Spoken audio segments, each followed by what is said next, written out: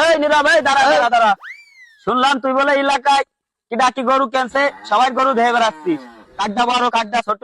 ও আমার বাড়ি তো একবার গেলি নি, আমি যে মহল্লার সবচেয়ে বড় গরুটা কিনলাম, তা তো একবার যে দেখলি নি। তোমারও করে দেখছো কি একটি তোমারও করে আমি খাবানি নাকি? আমি যা না খাই তা দেখিও না। এই মানে তুই এলাকায় সবার গোশ খাবি, সবার গরু দেখবি, আর আমার গরু খাবি নে? আমার গরু তাইতে দেখছিও নি। আমি নিটা যা না খাই তার দায়িত্ব হাঁটিনি। আর তুমি মজুমিয়া সুদ খাও না, তাই সুদ খাও তা কিটা না জানে? এই আমি সুদ খাই, তার জন্য তুই আমার কোরবানির গোশ খাবি নি? না না, আমি যাবো হারাম জিনিস খাইনি। আর তুমি থাকো, তোমার যে কথা কয়ে লাভ নাই। তুই উত্তর ভারতের গরু কেন আমি তাই দিয়ে আসি, আমার মেলা কাজ।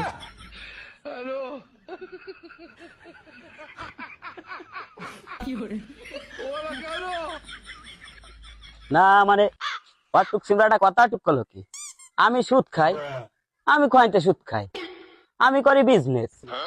মানুষ আমাদের তে টাকা নেয়, তার সালমের বিয়ে হয় না তার জন্য, সে আমাদের তে টাকা নিয়ে ব্যবসা করে, তার থেকে কিছু লাভ হলে আমারে দেয়। তা আমি সুদ খেলাম কেমনে? আমার তে তো বড় বড় সুদে রয়েছে এই এলাকায়, আরো আমারে কলো সুদে। না, বিষয়টা আমি ভালোভাবে নিতে পারলাম না, ওকে আমার অপমান করলো। কদি ওর মতো ওর টুক বাসুর আমার মুহির ফর কয়ে গেল তুমি খাও সুদ, তোমার কুরবানির গোশ আমি খাবো না। না, ও তো বেশি বাড়িয়ে গেল।